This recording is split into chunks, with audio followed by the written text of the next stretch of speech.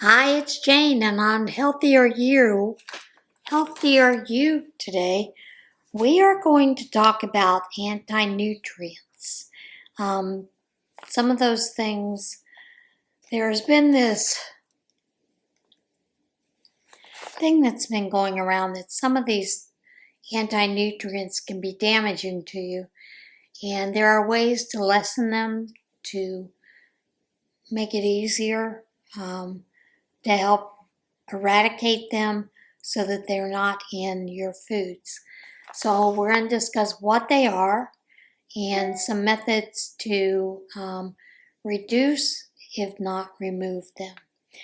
As always, let's start with the medical disclaimer. Always check with your physician before starting any exercise or dietary program. Information here is my personal research into different health topics and is not to be considered medical advice. Let's get into it. Are anti-nutrients harmful? There are pros and cons of anti-nutrients on long-term human health, and this is an area of some active research. Though certain foods may contain residual amounts of anti-nutrients after processing and cooking, the health benefits of eating these foods outweigh any potential negative nutritional effects. Eating a variety of nutritious foods daily and avoiding eating large amounts of single food at a meal can also help offset the minor losses in nutrient absorption that is caused by anti-nutrients. The term anti-nutrients suggests what they are. Whereas nutrients are substances that nourish plants and animals to grow and live, anti-nutrients earn their title because they can block the absorption of nutrients. Anti-nutrients are naturally found in animals and many plant-based foods. In plants, they are compounds designed to protect from bacterial infections and being eaten by insects. There are several compounds in the food we eat that are considered anti-nutrients. Those are glucosinolates, and goitrogens in the cruciferous vegetables such as broccoli, Brussels sprouts, cabbage, and kale. These can prevent the absorption of iodine, which may interfere with your thyroid function and can cause a goiter. Those already with an iodine deficiency or condition called hypothyroidism are most susceptible. Lectins in legumes, beans, peanuts, soybeans, whole grains can interfere with the absorption of calcium, iron, phosphorus, and zinc. Oxalates in green leafy vegetables, tea, beans, nuts, beets, can bind to calcium and prevent it from being absorbed. Phytates, phytic acid, in whole grain seeds, legumes, and some nuts can decrease the absorption of zinc, iron, magnesium, and calcium. Saponins in legumes, I think that's how you pronounce that, the saponins. Whole grains can interfere with normal nutrient absorption. Tannins in tea, coffee, and legumes can decrease iron absorption. It's unknown how much nutrient loss occurs in our diets because of these anti-nutrients, and the effects vary among individuals based on their metabolism and how the food is cooked and prepared. Many anti-nutrients like phytates, lectins, and glucosinolates can be removed or deactivated by soaking, sprouting, or boiling the food before eating. Another consideration is that these anti-nutrients affect the absorption of nutrients eaten at the same meal. So, to lower the risk, it's recommended to avoid eating large quantities of foods containing anti-nutrients at one meal and to eat a balanced diet throughout the day with a variety of foods. In other words, instead of eating 2 cups of bran cereal with milk for breakfast, choose 1 cup of cereal with milk and 1 cup of fresh berries. People who are at high risk for diseases related to mineral deficiencies, such as osteoporosis with calcium deficiency or anemia with iron deficiency, may wish to monitor their food choices for anti-nutrient content. Another strategy could be altering the timing of eating foods with anti-nutrients. In other words, drink your tea between meals instead of with a meal. Or take your calcium supplement a few hours before eating a high-fiber wheat bran cereal that contains phytates.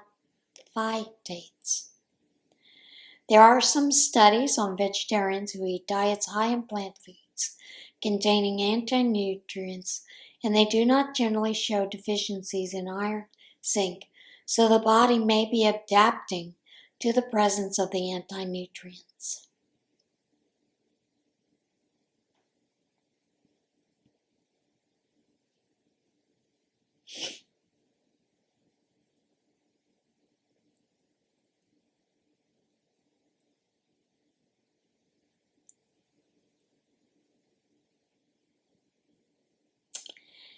So, how do you reduce the anti-nutrients in food? Plants can be hard to digest because they contain anti-nutrients. Few well-studied anti-nutrients include lectins, phytate, and tannins. Nutrients in plants are not always easily digested, which is probably why you get so much gas when you eat those beanies. This is because plants contain anti-nutrients. These are plant compounds that reduce the absorption of nutrients from the digestive system. They are of particular concern in societies that base their diets largely on grains and legumes. So, in some cases, they can be eliminated almost completely. So what are they? They are plant compounds that reduce the body's ability to absorb essential nutrients. They are not a major concern for most people, but can become a problem during periods of malnutrition or among people who base their diets almost solely on grains and legumes.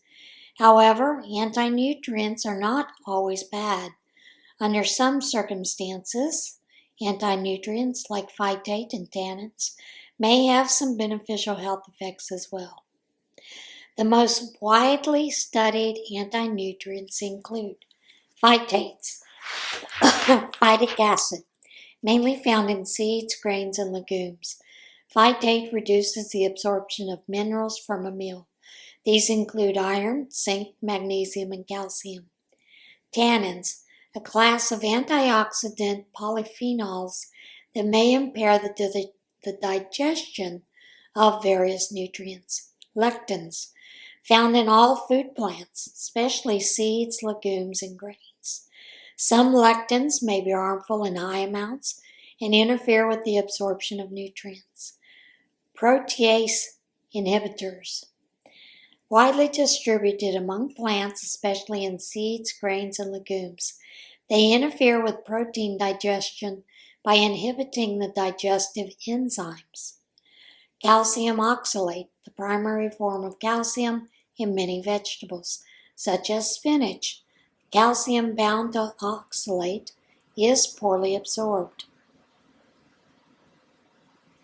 Here are some ways to reduce or almost always take care of those. Soaking.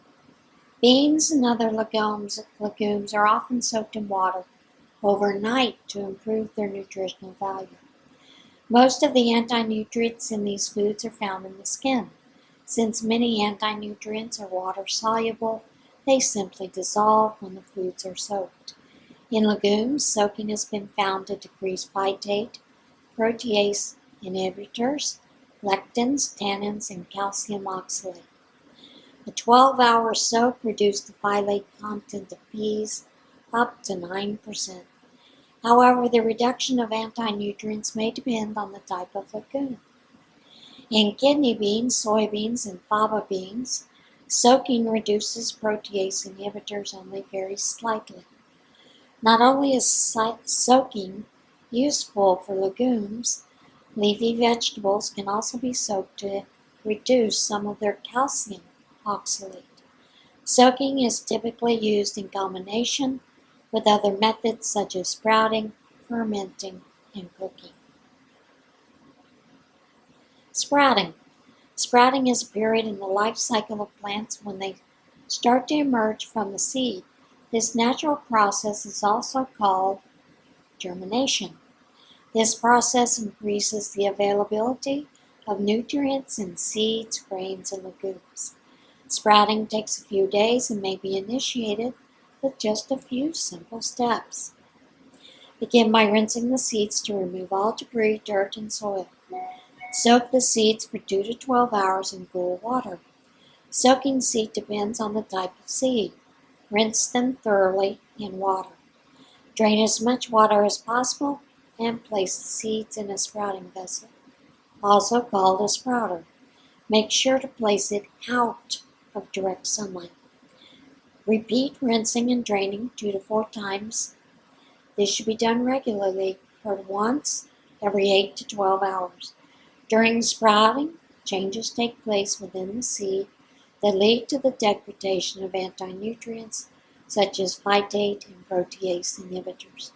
Sprouting can reduce phytate by 37 to 81% in various types of grains and legumes. There also seems to be a slight decrease in lectins and protease inhibitors during sprouting. There is a lot of places you can find a great deal of information if you want to look into sprouting, and one of those is Sprout People. It has an excellent amount of information on sprouting the different types of beans, grains, and other plant foods. Fermentation. Fermentation is an ancient method originally used to preserve food. It is a natural process that occurs when microorganisms, such as bacteria or yeast, start digesting carbs in food. Although food that becomes fermented by accident is most often considered spoiled, controlled fermentation is widely used in food production. Food products that are processed by fermentation include yogurt, cheese, wine, beer, coffee, cocoa, and soy sauce. Another good example of fermented food is sourdough bread. That's one of my favorites.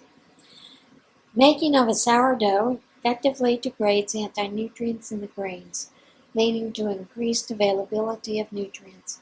In fact, sourdough fermentation is more effective at reducing anti-nutrients in grains than yeast fermentation in typical bread.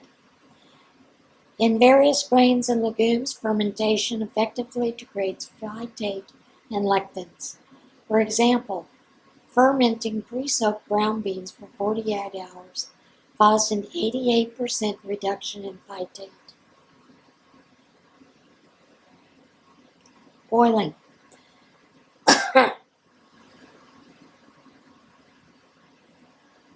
High heat, especially when boiling, can degrade anti-nutrients like lectins, tannins, and protease inhibitors. Additionally, calcium oxalate is reduced by 19 to 87% in boiled green leafy vegetables. Steaming and baking are not as effective. In contrast, phytate is heat resistant and not as easily degraded with boiling. The cooking time required depends on the type of anti-nutrient, food plant, and the cooking method. Generally, a longer cooking time results in greater reductions of anti-nutrients. Keep in mind that cooking methods like boiling can also destroy water-soluble vitamins, minerals, and free amino acids in food. For green vegetables, steam contains more nutrients than boiling. Combination of methods. Combining many methods can also reduce those substantially, sometimes even completely. For example, soaking, sprouting, and lactic acid fermentation decreased phytate in quinoa by 98%. Similarly, sprouting and lactic acid fermentation, corn and sorghum degraded phytate almost completely. So here's the bottom line. Phytate, phytic acid, soaking, sprouting, fermentation. Lectins, soaking, boiling, heating, fermentation. Tannins, soaking, boiling. Protease inhibitors, soaking, sprouting, boiling. Calcium oxalate, soaking, and boiling. Anti-nutrients can significantly reduce the nutritional value of many plant foods. Luckily, they can be degraded. Sorry about the voice. With a few simple methods such as heating, boiling, soaking, sprouting, and fermentation. By combining different methods, many anti-nutrients can be degraded almost completely. And a lot of what I have read and looked up different studies and abstracts, basically what it amounts to is if you're including a lot of fresh, natural fruits, vegetables into your diet, the antioxidants help control some of that, as well as using some of these other methods. I mean, we wouldn't eat beans and legumes without soaking them and probably boiling them so that they could get tender enough for us to eat them anyway. So those are some natural ways for that to work. All right, hope you got something out of this, and I will see you again soon. Bye.